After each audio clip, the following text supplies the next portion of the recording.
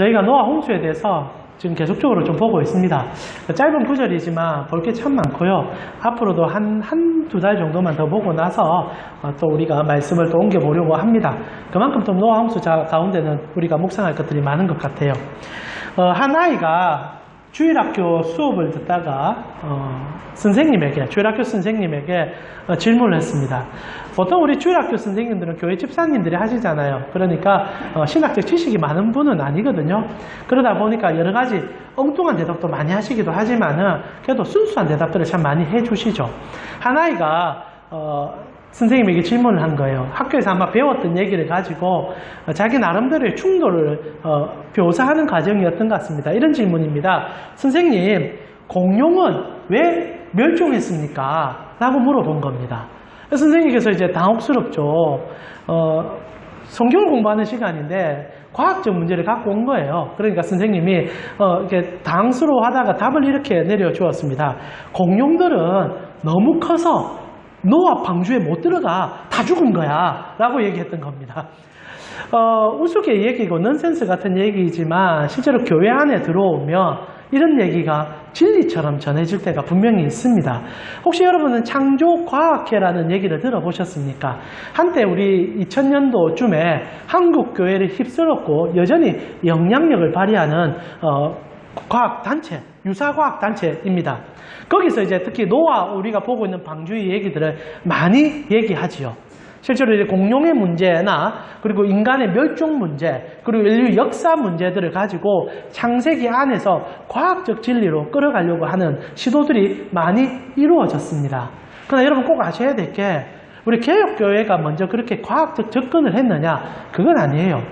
방주의 이야기, 노아의 이야기, 아담의 이야기 이런 얘기들을 통하여서 인류 역사가 6000년 되었다. 방주 때 공룡이 들어가지 못했다. 이런 얘기들 아니고 노아 홍수 때 일어났던 역사적 현실이라고 가져오는 얘기들 처음에 그 얘기들을 과학적으로 분석한 사람들은 이단들이에요.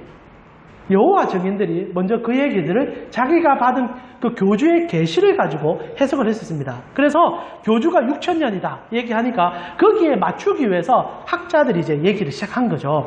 그래서 실제로 우리 개혁교회는 처음부터 성경의 얘기를 과학의 얘기로 끌어가지 않았습니다. 여러분 자꾸 우리가 오해를 하는데 성경책은 목표가 분명한 책입니다. 첫 번째 목적이 무엇입니까? 이 책은 우리 구주 예수 그리스도가 누구신지를 가르쳐주기 위한 책입니다. 그리고 두 번째, 알게 된 그리스도를 통하여 하나님을 만나게 되는 책이 이 책입니다. 이 책은 과학책이 아니라 신학책이요 우리 영혼에 대한 책이라는 사실이죠. 그러나 어느 순간부터 세상에서 나오는 과학적 학문을 이 성경을 가지고 분석하고 해결하려고 하다 보니 너무 많은 문제가 생기고 특히 다음 세대가 교회로 접근하기에 어려운 문제까지 생기고 있다는 거지요. 여러분, 공룡이 왜 멸종했을까요? 저는 모르겠습니다. 그러나 과학적으로 얘기할 때 여러 가지 학설들이 있죠. 빙하기가 도래했다. 아니면 운석이 충돌했다. 모르는 얘기겠죠. 그러나 과학자들은 과학적 증거를 가지고 얘기하는 것도 분명할 것입니다. 그러나 우리가 지금 할 수 있는 얘기는 노아 방주의 사건은 공룡과 상관없다는 얘기예요.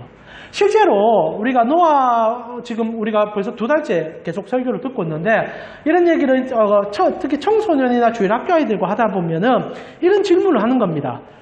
방주가 어느 정도 크기가 되는 줄 아십니까? 방주가 제법 큽니다. 성경에 피트 순으로 나오는데 실제로 이제 오늘날 수치로 계산하면 축구 경기장 1.5배 정도에 되는 크기라고 봅니다. 어마어마한 배죠. 그럼 우리는 정말 단순한 질문을 해보는 거예요. 정말 방주를 노아와 그 세 자녀가 만들었을까? 물론 기간은 120년이라 정해져 있습니다. 그렇다면 120년 동안 그 거대한 정말 3천 구조의 여러분 운동장 크기에 1.5배가 되는 엄청난 그 배를 세 사람이 만들 수 있었을까? 그러나 우리는 너무나 당연하게 그렇게 만들었다라고 얘기합니다. 그러면서 그 노아는 모든 생계를 다 포기하고 그 모든 것에 올인했다. 그것이 그가 선지자적 사명이었다. 그러나 여러분 상식을 조금만 동방하면 말이 안 돼요. 제가요 우리 애들 셋 때리고 120년까지는 힘들겠지만 만약에 제가 조금 수명이 길어가지고 우리 애들하고 배를 그래 만들었다. 여러분 믿겠습니까? 거기에 대한 질문을 던질 수 있죠. 첫 번째 이제 그런 질문들이 많이 나옵니다. 또 두 번째, 배를 만들었다 칩시다. 적어도 수만 년 전에 만든 배입니다.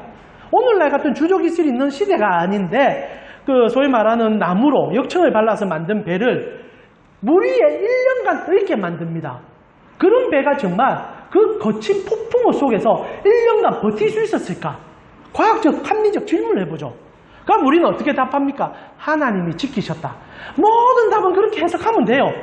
그러나 이것은 우리끼리의 얘기지 사람들은 질문합니다. 그게 말이 되냐? 그리고 솔직하게 상식을 갖고 생각해보면 말이 안 돼요. 그럼 우리는 노아 방주에 얘기해 그런 질문에 매몰될 가능성이 매우 높다는 거죠. 또한 그 방주가 크다 한들 여러분 운동장 크기에 축구 운동장 크기에 1.5배밖에 안 되는데 모든 동물들이 다 들어갈 수 있을까요? 지금 멸종의 시간들을 거쳐오면서 많은 동물들이 죽어갔습니다. 없어진 동물들이 많아요. 그러한들 지구상에 존재하는 모든 동물은 28,500종이 된답니다. 물고기 빼고요. 새, 기는 파충류부터 해서 동물까지 다 포함해서 동물이라 부를 수 있는 종이 28,500종입니다. 그러면 쌍으로 태웠단 말입니다. 쌍으로 존재하면 57,000마리가 될 것이고 그것이 두 쌍씩 탔다고 생각하면요 125,280만 마리가 타게 됩니다. 배에 아무리 커다 해도 운동장 1.5배 되는 배에 3층 구조를 한들 여러분 125,280만 마리가 탔을까요? 공룡 빼고 공룡까지 들어갔으면 답이 안 나옵니다. 여러분 이런 질문들이 나올 수밖에 없죠. 그러나 여러분 다시 한번 말씀드리지만 성경은 과학책이 아닙니다. 그리고 여기서 전달하는 내용들은 우리의 신앙과 하나님을 알아가는 여정을 위해서 기록되었습니다. 그러면 이게 다 거짓말이냐? 그거는 아닐 것입니다. 그러나 이렇게 기록되는 과정에서 우리가 과학적 사고와 우리의 합리적 사고를 동반하는 것이 문제가 되지는 않겠지만 그것과 함께 여러분이 잊지 말아야 될 것은 이 책은 과학 지식을 전달하기 위한 책이 아니다라는 거죠. 그랬을 때 여러분과 제가 노아 방주를 볼 때 공룡 얘기는 빼야 합니다. 그리고 수많은 종들의 계산도 빼야 될 필요가 있습니다. 그리고 창세기에 이 노아 방주를 통하여 하나님이 교회를 향하여 주는 메시지가 무엇인지를 1차적으로 찾는 것이 가장 중요하다는 거죠. 그렇다는데 여러분 좀 답답할 수 있을 겁니다. 그러면 말이 안 되지. 그렇게 생각하신다면 여러분 우리는 이 책을 자꾸 다른 방향으로 해석할 가능성이 매우 높아진다는 거죠.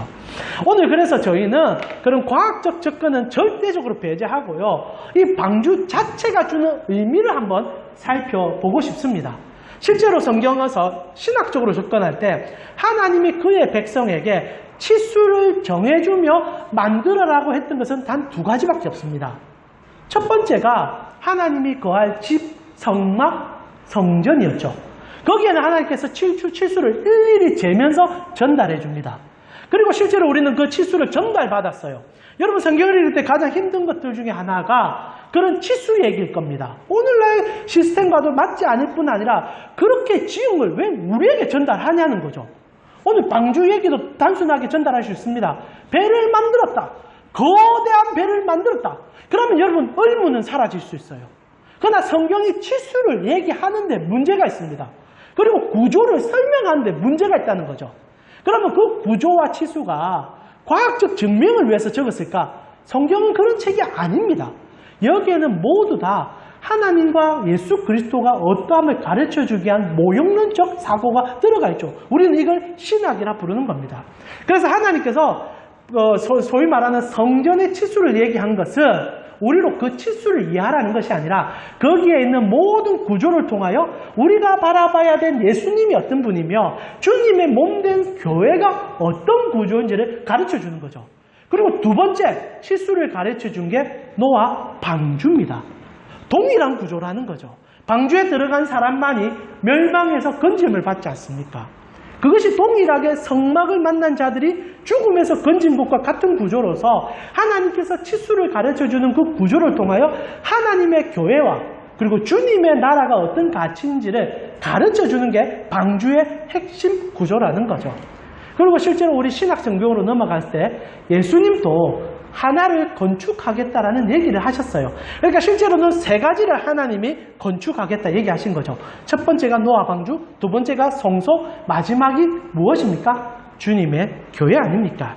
여러분 마태복음에 보니까 16장 18절에 우리 같이 한번 읽어볼까요? 마태복음 16장 18절입니다. 같이 읽겠습니다. 또 내가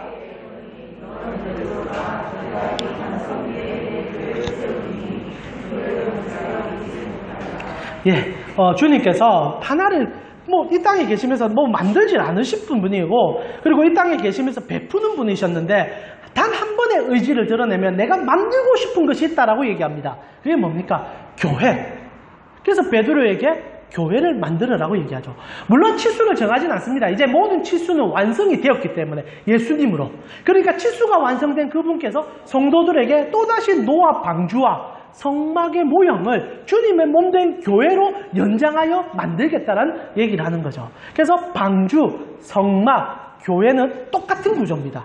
그리고 오늘 여러분과 제가 이 방주의 구조를 교회적 구조로 따져보면서 5가지 관점으로 주님의 몸된 교회가 왜 설립이 되고 그런 방주의 형태를 통하여 우리에게 어떤 영적 메시지를 주는지를 파악해보고 싶습니다. 그런데 여러분 주보에 5가지 구조로 적어놨고요.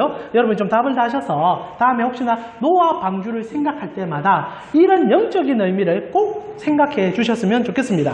첫 번째 방주의 구조를 보게 되면요, 이 교회의 의미와 우리가 유사시켜 함께 보려고 합니다. 방주는 독특한 구조였습니다. 직사각형의 거대한 구조물로 되어 있는데 그 어떤 곳에서도 밖을 볼 수 없도록 만들어져 있었습니다. 왜냐하면 당연하죠. 범람하는 홍수 속에서 생존하기 위해서는 창을 만들어서는 안 되는 구조죠. 문도 실제로 만들긴 만들었지만 노아와 모든 육축하는 짐승들이 들어가자 하나님이 막아주십니다. 그리고 방주 안에는 유일한 하나의 구멍이 있는데 그것이 무엇이냐? 하늘에 뚫려있는 창이 하나 놓여 있었다는 거죠.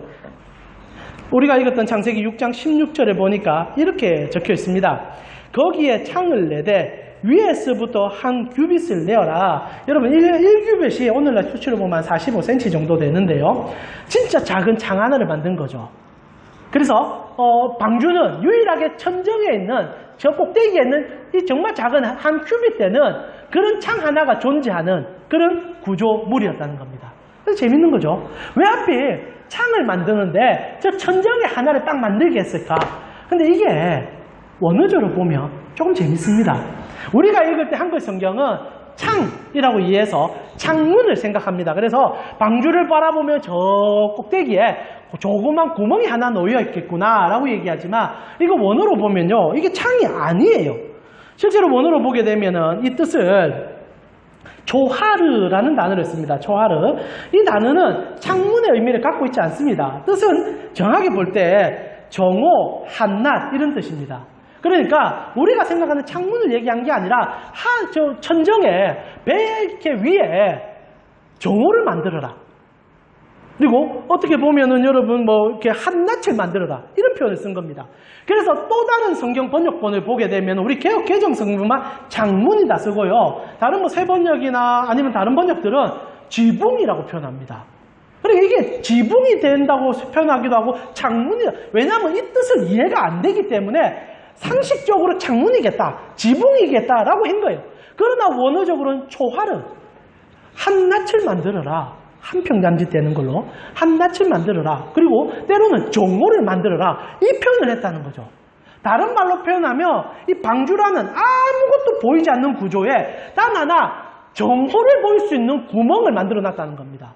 이건 굉장히 영적인 의미인 거죠. 실제로 이 구멍을 통하여 어떤 생활적 용도가 있었던 건 아닙니다. 그러나 단 하나 방주에 있는 모든 사람들은 하늘을 바라보며 정오를 보는 자들이 된다는 거죠. 이거 굉장히 중요한 의미입니다. 여러분 교회의 의미 중에 이 창을 만드는 것이 가장 핵심적인 의미죠. 여러분 구원의 방주라 부를 수 있는 교회는 어떤 목적으로 설립되어 있습니까? 우리 구주 예수 그리스도를 구원의 주로 받아들이는 장소가 여기입니다. 여기는 다른 어떤 곳과 타협할 수 있는 곳이 아니에요. 그런데 교회가 하나님의 은혜와 하나님의 어떠하심을 보지 아니하고 수많은 세상의 창들을 열어서 그것에 관심을 두게 만든다며 교회는 그 관리와 그리고 그 운영의 목적에 어긋난다는 겁니다. 사랑하는 우리 가운데 성도님, 여러분 오늘 교회 왜 오셨어요? 오늘 많은 분들이 와주셨습니다. 우리 오늘 경기도에서 동서 가정이 좀 내려와셔서 좀 꽉 찬 느낌도 있는데요. 여러분 교회에 오는 목적이 뭡니까? 인생 사는 얘기들, 여러분이 너무나 답답할 때 해답의 문제들, 아니면 삶에 여러 가지 어려움이 있을 때 친구를 만나기 위해서 교회 오십니까? 그렇게 올 수도 있을 것입니다. 그러나 교회는 사실상 단 하나의 목적을 위해서 존재합니다. 하늘의 창을 볼 수 있게 해주는 곳, 하나님 보는 곳이라는 겁니다.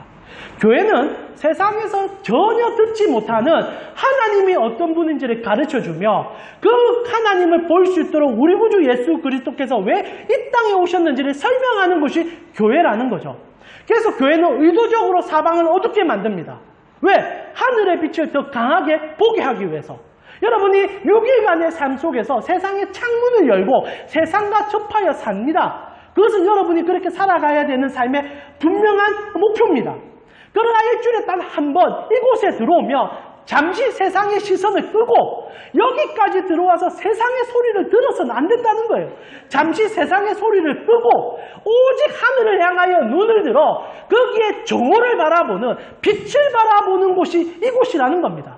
그래서 사방에서 우위가 쌓일 수 있는 세상의 소리에서 우리의 시선을 하나님으로 전환시키는 곳, 그래서 하나님의 창을 바라본 다음에 다시 세상 속에 나아가 세상 속에서 살아가는 힘을 기르는 곳, 이게 주님의 교회의 1차적 목적이라는 거예요.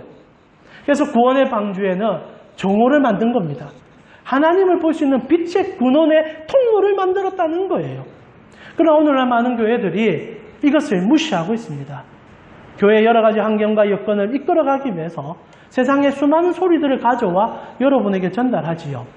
제가 개척을 하고 지금은 저희 아버지께서 통영에 내려가 계시지만 저희 아버지께서는 저의 설교를 가장 불편하게 여기셨던 분 중에 한 분이셨습니다. 그래서 집에 들어가면 자주 이제 아버지와 논쟁이 벌어지는데 아버지의 마음이 이해가 되어져요. 아버지의 핵심은 이겁니다. 동희야, 제발 좀 웃자. 왜 그래 인상을 쓰냐? 이게 첫 번째 이유고, 두 번째, 나는 듣고 싶은 얘기들이 몇 가지 있다. 근데 너는 맨날 같은 얘기만 반복하냐? 아버지께서 이제 그러면서 좋아하는 신부님 영상도 저에게 보여주셨어요.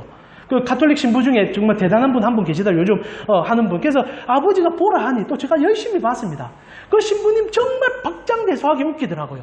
근데 그분이 하시는 얘기들이 대부분 다 여러분이 어떻게 살아야 되는지, 이 땅에서 만나는 환경적인 얘기들, 그리고 어르신들이 웃을 수 있는 얘기들을 막 해줍니다. 나쁜 것 아니에요.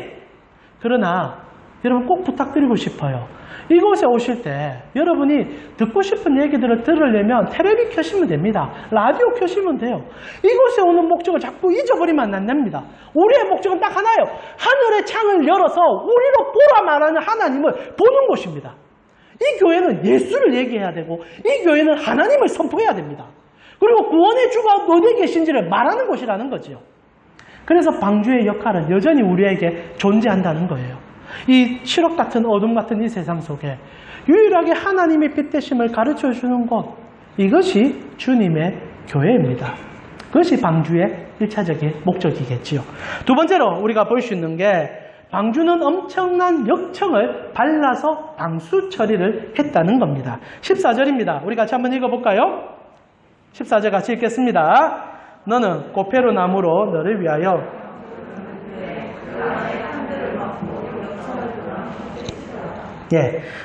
고페로 나무로 만드는데 이 고페로 나무라는 게 뭔지 정확히 잘 모릅니다. 그냥 이제 우리가 음력 그대로 따고 오고 있는데요. 중요한 것은 목재배라는 거죠. 그런데 이 목재배가 물이 아마 떠 있으면 1년간 떠 있으면 썩을 요량이 될 것입니다. 그래서 하나님께서 대안으로 준 게 역청을 발라라 했던 겁니다. 근데 이게 또 재밌어요. 이 역청이 뭔지 모릅니다. 여러분 우리가 역청하면은 가장 쉽게 생각할 수 있는 게 모세가 여러분 어릴 때 강에 이제 버려질 때 이집트 나일강이 버려질 때 그의 엄마가 역청을 발라주는 장면이 있습니다. 출애굽기 2장 3절에 보면 더 숨길 수 없게 되매 그를 위하여 갈대 상자를 가져다가 역청과 나무진을 친하고 해서 코팅 처리를 한 것을 가르쳐 주고요. 이것은 물의 기운들을 막을 수 있는 그래서 아이를 살리는 구조로 얘기합니다. 근데 문제가 뭐냐? 출애굽기 2장에 나오는 역청과 창세기 6장에 나오는 역청이 단어가 달라요. 그리고 창세기 6장에 나오는 이 역청이라는 단어는 성경에서 여기만 쓰입니다. 이게 뭔지는 잘 몰라요.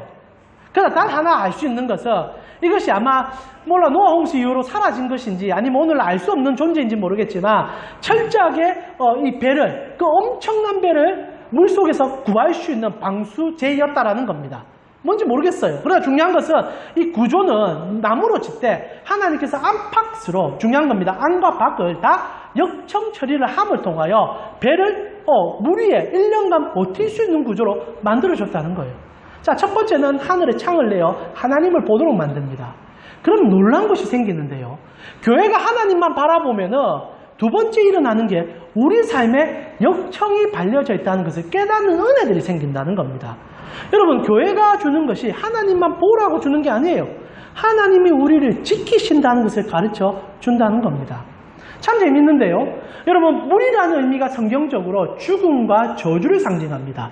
지금 노아 홍수는 말 그대로 죽음과 저주가 세상을 다 덮은 거예요. 우리 인생이 살아가다 보면 결국 겪을 수밖에 없는 저주와 죽음의 한가운데 서 있는 한 사람, 한 공동체를 얘기하는지 모르겠습니다.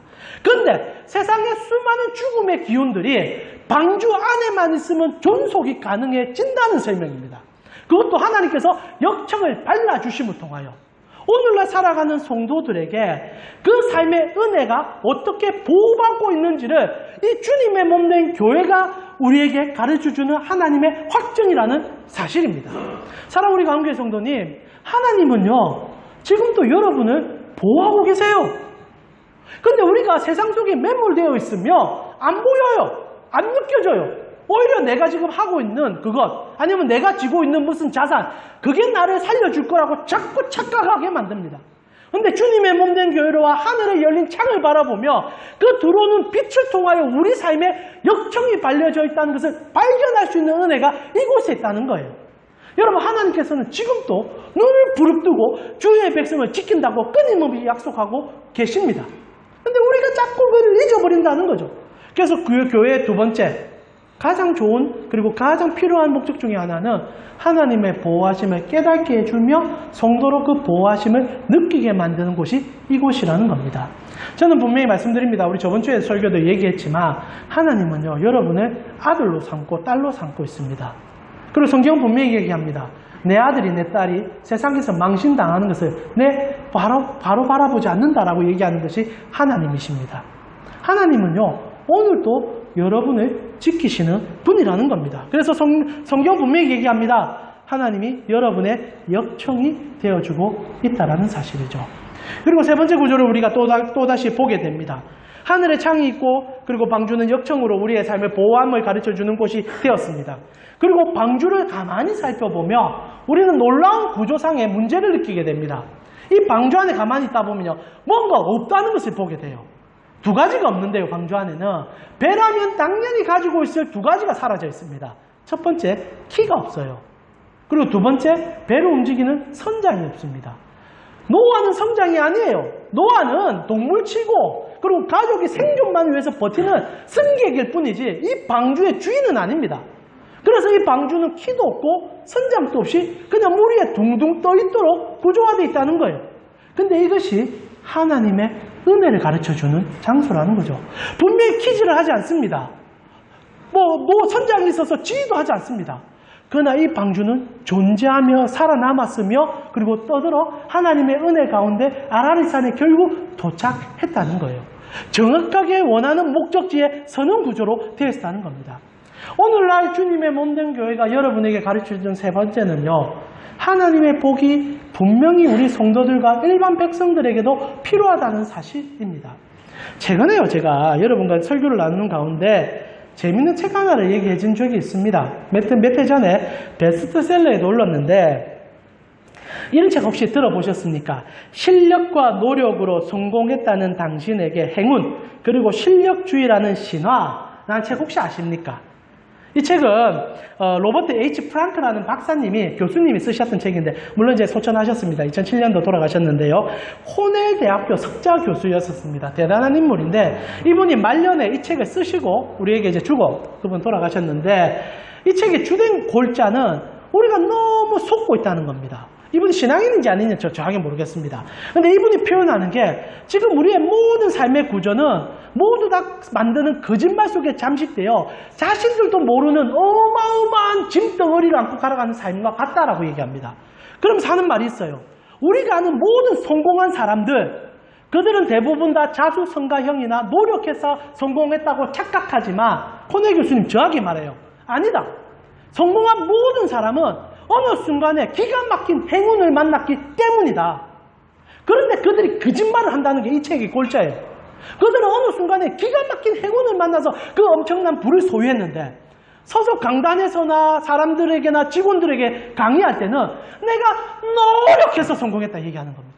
내가 미친 듯이 고생해서, 그래서 성공한 사람들의 7가지 법칙, 성공한 사람들의 50가지 습관, 이런 책들을 써내면서 우리도 7가지 습관, 50가지 노력, 100가지 행동들 하면은 그 사람처럼 성공할 수 있는 착각하도록 만든 구조 속에 우리가 던져져 있다는 거예요. 그러나 코넬 교수님 분명히 말합니다. 노력 안 한 사람이 어디 있냐? 순 거짓말이다. 그가 어느 순간에 기가 막힌 행운이 찾아와 그 행운을 덥석 잡았기 때문에 그 자리에 간 것 아니냐? 지금 페이스북 이런 히트를 칩니다. 여러분, 그 전에 페이스북 같은 구조가 없었습니까? 우리 싸이월드 있었잖아요. 싸이월드는 왜 망하고 페이스북은 왜 세계적인 기업이 됐습니까? 그러면 싸이월드는 노력을 안 해서 도토리 팔아서 망했습니까? 거기에는 답이 없다는 거예요. 코넬 교수님의 말에 따르면 행운밖에 없다는 거예요. 행운밖에. 그런데 어느 누가 내가 성공했는데 행운 때문에 성공했습니다라고 말할 사람이 어딨냐는 거예요. 그러니까 우리가 지금 밑바닥으로 살아가다 보면 성공한 사람들이 말하는 그 노력을 바라보고 그 노력이 부족하기 때문에 내가 노력을 더 해야 된다는 착각 속에 빠져 있다는 거예요. 그러면서 코넬 교수님이 우리에게 던지는 묵직한 화두가 무엇이냐? 어느 순간부터 행운이 빠진 성공만 얘기하다 보니까 사람들이 여유가 없어졌다는 거예요. 코넬 교수님이 행운으로 급하게 로또 당첨되듯이 성공해라 이 얘기하는 게 아니라, 코넬 교수님의 정말 중요한 핵심은요, 사람들이 자기가 노력해서 성공했다 생각하니까 어느 것도 베풀 줄을 모른다는 거예요. 그러나 중요한 것은 코넬 교수님이 마지막 던지는 화두는, 만약 너의 성공이 너 자신만의 문제가 아니었다면 그것이 너의 것이겠느냐라는 질문과 함께 너가 갖고 있는 그 부를 실제로는 아무리 노력해도 그 행운을 만나지 못한 사람들에게 행운의 거리로 던져주면 안 되느냐, 사회 공공국 차원으로 이 얘기를 마무리하는 거죠. 진짜 교수는 교수예요. 그런데 저는 코넬 교수님의 묵직한 이 화두, 오늘날 우리가 왜 이렇게 지치고 힘들고 메마르게 사는가에 대한 하나의 응답이라 생각하는 이 책이 우리 신앙인들에게 동일한 얘기를 하는 겁니다. 여러분, 우리 인생의 키를 누가 잡고 계십니까? 여러분의 인생의 선장이 누구십니까? 성도는 당연하게 하나님이라고 말해야 됩니다. 그렇다면 우리는 하나님을 통하여 한 가지를 깨닫게 되죠. 하나님이 그의 백성을 만날 때마다 했던 얘기가 있습니다. 내가 복의 근원이다. 내가 너를 복되게 하리라. 내가 너로 복의 민족을 삼아주리라. 이것이 하나님의 나라를 만든 이유고 하나님의 백성에게 던지는 화두였어요. 무슨 얘기입니까? 너희의 노력으로 만드는 세상이 아니라 내가 너희와 함께하는 세상을 꿈꾸자. 내가 복의 근원이니 나를 통하여 모든 것이 공급됨을 느껴라. 그래서 주의 백성들은 이 땅에 주어지는 모든 하나님의 은혜로 이해하는 자들이에요. 제가 여러분과 설교를 자주 나누면서 중요한 화두를 몇 번 던집니다. 여러분, 세상에서 여러분이 살아가는데 가장 필요한 모든 것은 사실상 공짜로 다 주어져 있잖아요. 누가 공기를 돈 주고 마십니까? 누가 물을 돈 주고 요즘은 마시죠? 그러나 실제로는 물은 하나님께서 제공하고 계십니다. 지구에 구성된 모든 환경과 여러분이 살아가는 터전들, 지금 우리가 그렇게 눈이 시뻘겋게 해서 우리의 자산이라고 주장하는 그 땅, 기본적으로 누구 겁니까? 하나님이 우리에게 줬잖아요. 바다의 그 수많은 자원들 누구 겁니까? 우리가 한 평 남집 우리 거라고 주장한다고 그게 우리 겁니까? 근데 우리가 어느 순간부터 내가 노력해서 이것을 얻었다. 이걸 내가 했기 때문에 얻었다. 그래서 우리가 행복하지 않는 거예요. 왜냐하면 그것은 빼앗아야 되는 거니까. 내가 쟁취해야 되는 거니까. 그러나 성경이 우리에게 얘기합니다. 내가 너의 마스터키다. 내가 너의 노요. 내가 너의 선장이다. 너는 하나님으로부터 모든 것을 받을 수 있는 자다. 그래서 성도는요. 삶에 행복이 있어요. 진짜 행복이 있어요. 왜? 내가 받은 것이 하나님이 주신 거라는 그 놀라운 사고가 있기 때문에. 코네 교수님의 말로 표현하면 여유가 있다는 거예요. 나눌 수 있다는 거예요. 사랑할 수 있다는 거예요. 왜? 모든 것이 분명히 내가 열심히 한 것은 맞지만 하나님의 선물이거든요. 교회 안에 들어오면 꼭 하잖아요. 하나님의 은혜입니다. 그러나 삶에서 나타나지 않는 그 은혜, 그것을 방주는 깨달아라고 얘기하는 거예요. 방주를 아무리 돌아봐도 노가 없어요. 키가 없어요. 방주를 아무리 돌아봐도 선장이 보이지 않아요. 근데 놀랍도록 창문을 바라보면 하나님 본다는 거예요. 아, 저기서 내려오는 그 빛이 내 인생의 키였구나. 저기서 내려오는 빛이 내 인생의 선장님이구나. 나는 망하는 것이 아니야. 나는 죽지 않은 거야. 나는 여전히 하나님의 손에 붙잡혀 있어. 그때부터 교회는요, 어마어마한 힘을 갖는 겁니다.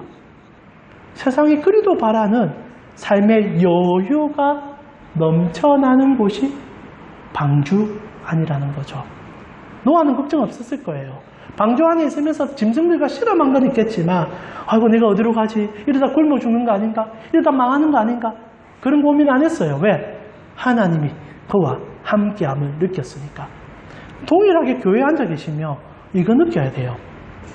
세상에 살다 보면 지치잖아요. 와, 이러다 나 진짜 죽을 것 같은데 아무리 노력해도 왜 이렇게 나는 생활이 번듯하게 반바뀌지? 근데 주님의 전에 왔을 때, 아, 하나님께 맡깁니다. 하나님께 의지합니다. 하나님, 나를 인도하소서. 거기서 인생에 새로운 역전이 일어난다는 겁니다. 네 번째로요, 방주는요, 참 독특한 구조를 하나 더 얘기를 해주는데, 먹을 양식을 미리 저축하라라는 저축이라는 단어를 써주고 있다는 겁니다. 우리가 읽은 본문은 아닌데요. 창세기 6장 21절을 보면 참 재밌는 구조죠. 21절에 이런 얘기를 하나님께서 방주를 설립하는 과정 속에 해줍니다. 하나하나 구절들이 더 중요한 가치들을 갖고 있지만 오늘 저희는 잘라내고 5가지만 좀 전달하고 싶은데 21절 우리 같이 한번 읽어보았으면 좋겠습니다. 같이 읽겠습니다. 너는 먹을 모든 양식을 내게로 가져다가 저축하라. 자, 이게 참 재밌는 건데 하나님께서 방주 안에 양식을 저축하라라고 얘기한 거예요. 아마 120년 동안 자기 노아는 가족들과 함께 자기의 일부분을 떼서 방주에 계속 집어넣는 시간들을 보낸 것 같습니다. 교회가 우리에게 주는 하나의 은혜가 무엇이냐면 우리의 삶의 작은 부분을 떼어서 우리의 삶에 하나님의 은혜가 있음을 표현할 수 있는 훈련을 시켜주는 곳이라는 거예요. 어찌 보면 지금 헌금 얘기를 하려고 하는 겁니다. 제가 여러분과 헌금 얘기 잘 못하는 과정 속에 있는데 다시 한번 말하면 헌금하라는 얘기를 하는 것이 아니라 하나님의 은혜가 여러분 삶에 체험될 때 우리가 속는 부분이 무엇이냐면 내 머리로 하나님을 사랑하는 것과 내 전신으로 하나님을 사랑하는 것이 차이가 있다는 거예요. 여러분 참 재밌는 게 말로는 누구나 사랑한다 얘기합니다. 내가 저희 자녀를 사랑하고 저희 아내를 사랑합니다. 그리고 우리 가고 싶고 여러분을 전부 사랑합니다. 그러면 저의 말하는 사랑으로 확정하기 위해서 저는 어떻게 해야 됩니까? 삶으로 표현해야 돼요. 저에게 가장 중요한 것은 여러분이 만약에 전화가 오고 필요하다 만나달라 하면은 제 시간을 쪼개서 여러분을 만나줍니다. 그리고 여러분이 어려운 일이 있으면 고민을 들어주면 함께 마음을 아파합니다. 말을 했다면 그 말을 위하여 나의 시간과 나의 삶을 여러분을 위해서 쓰는 것이죠. 사랑은 행동이 동반되지 아니하고는 사랑을 증명할 수가 없습니다. 그럼 하나님을 사랑하며 여러분이 어떻게 그것을 표현할 수 있겠습니까? 오늘 방주는 우리에게 가르쳐 줍니다. 너의 삶의 작은 한 부분을 방주에 저축해라. 방주에 저축해라. 이건 하나님이 필요한 것이 아닙니다. 방주에 타고 있는 짐승들과 그리고 물론 이제 앞으로 세월이 지났을 때 노아와 그 가족이 먹어야 되는 재료들이겠죠. 그러나 사실상 이게 좀 이상한 게 하나님께서는 그의 백성들을 이끌어갈 때 진짜 급박한 순간이나 어려운 순간이 찾아오면 하나님이 먹을 걸 줬어요. 이게 진짜 중요한 거예요. 여러분, 이스라엘 백성들이 광야 생활을 시작할 때 하나님이 하늘의 창을 열고 만나를 내려줬어요. 그의 백성들이 예수 그리스도의 설교를 듣기 위해서 모여왔을 때 예수님은 오병이어의 기적을 보여주셨어요. 그러면 이렇게 힘든 순간에 배 짓는 것도 지칠 수 있는 순간인데 먹는 것까지 자기 것 떼서 저축하라는 게 얼마나 고달플 수 있겠습니까? 여러분, 사람이라는 게 내가 100% 일해서 버는 것이라면 100% 다 내 거라고 생각하기 때문에 못 내놓아요. 근데 지금 하나님이 손을 내밀어서 너의 일부분을 방주에 저축하라 얘기하는 겁니다. 이거 못 쓰게 하는 거예요. 왜? 이유는 딱 하나예요. 세 번째 말씀드렸던 은혜를 까먹지 말라라는 겁니다. 여러분, 교회가 헌금을 강조하진 않습니다. 우리 교회는 특별히 헌금을 강조하지 않습니다. 그러나 그렇다 한들 여러분이 교회에 오셨을 때 헌금 생활에 대해서는 여러분 스스로를 점검해 보셔야 돼요. 단순히 교회의 재정을 늘리라는 것이 아니라 여러분이 스스로에게 질문해 보세요. 내가 정말 무엇의 종인지, 내가 누구의 자녀인지. 우리는요, 1,000원1짜리에도 우리의 손에 벌벌 떠는 것이 우리의 마음이요, 우리의 양심입니다. 그런데 하나님께서 물론 11조나 여러 가지를 얘기할 때가 있습니다. 여러분이 11조를 온전히 하냐 안 하냐 저는 모릅니다. 그리고 여러분의 마음에 드는 바로 하면 됩니다. 하나님이 여러분 11조 안 했다고 찾아가서 때리고 그래 안 합니다. 그러나 중요한 것은 여러분의 마음에 하나님께 받은 것에 대하여 하나님의 것이라고 인정하는 마음의 훈련이 있냐는 거예요. 세 번째, 분명히 우리가 말합니다. 역청이 발려있고요. 그리고 그 속에 존재하면서 키와 노가 없는 것을 알고 하나님의 전적인 섭리가 있음을 압니까? 그러면 진짜 그렇게 사냐는 질문을 하는 거예요. 단순히 하나님이 내 인도해 주구나, 나는 정말 구원받은 백성이야 라고 말하는 자와 구원받은 자로 사냐는 질문은 너무 달라요. 진짜 구원받은 자라면 달라야 되지 않겠습니까? 여러분, 우리가 정말 1,000원짜리 하나에 세상과 똑같이 벌벌 떤다면 정말 하나님께서 얼마나 마음 아파하시겠습니까? 여러분, 지금 물론 교회 헌금하라는 얘기 아닙니다. 여러분이 받은 그 재정을 하나님의 마음으로 쓰셨으면 좋겠다는 거예요. 여러분, 기부하셔도 됩니다. 아니면 NGO 단체에 쓰셔도 돼요. 아니면 여러분이 정말 사랑하는 이웃에게 몰래 드리는 것도 괜찮다 생각해요. 아무리 힘들어도 하나님 앞에 여러분의 마음이 어떠하면 혹시나 정말 나는 너무나 힘들다, 내 인생에 빚밖에 없다, 그러면 헌금하면 안 돼요. 자꾸 하는데 하나님 앞에 내가 너무 힘들기 때문에 이런 것을 하나님 앞에 드리면 이거 뻥튀기 해서 나에게 돌려줄 거라고 생각하는데 하나님 그래 안 합니다. 여러분, 그런 생각으로 헌금하면 시급해요. 오히려 여러분 교회를 떠나가시면 없습니다.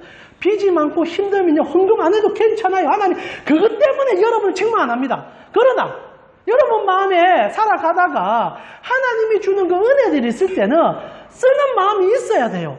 100% 나를 위해서만 쓴다면 여러분은 진짜 물어야 돼요. 첫 번째, 하나님을 내가 알고 있느냐? 그리고 두 번째, 하나님의 사랑을 내가 경험하고 있느냐? 그게 없다면 여러분 심각한 문제가 생깁니다. 그래서 하나님께서 방주에 저축하라 얘기하는 거예요. 서로 봉사는 그런 얘기예요. 천국에 저축합시다. 저는 그런 얘기 하고 싶진 않아요. 그러나 여러분 삶을 돌아보세요. 말로만 하나님을 사랑하고 계시는지, 아니면 하나님을 위하여 여러분의 삶의 어느 부분을 드리고 계시는지. 그래서 제가 김동원 목사님의 11조론을 참 좋아합니다. 김동원 목사님 그런 얘기 하잖아요. 하나님 왜 성도들에게 11조를 하라 했을까? 거두절미하고 딱 하나예요. 김동원 목사님 볼 때 그렇다는 거예요. 11조라는 게 마치 여러분 우리가 레페를 할 때, 공중에서 뛰어내릴 때 10m 높이가 제일 무섭다 그러잖아요. 동일하게 11조라는 것은 사람이 가장 돈에 대해서 두려움을 느끼는 금액이라는 거예요. 11조를 넘어가면은 별로 두려움을 못 느껴요. 근데 이 11조라는 게 딱 뭔가 낼 때 가장 공포를 주는 금액이라는 거죠. 이 김동호 목사님 말입니다. 그래서 하나님이 10분의 1을 우리에게 정하지 않느냐. 물론 김동호 목사님의 철학이긴 하지만은 저도 어느 정도 이해가 돼요. 왜냐하면 하나님이 바라볼 때 우리가 돈과 하나님 사이에 씨름할 때 그 10분의 1이라는 기준을 하나님이 볼 때도 우리가 벌벌 떠는 금액이라고 느껴지니까. 그러나 또한 충분히 넘어갈 수 있는 금액이니까. 그래서 아마 그렇게 얘기하지 않았는가. 오늘날 분명 11조의 개념이 구약과 개념과 달라진 건 맞습니다.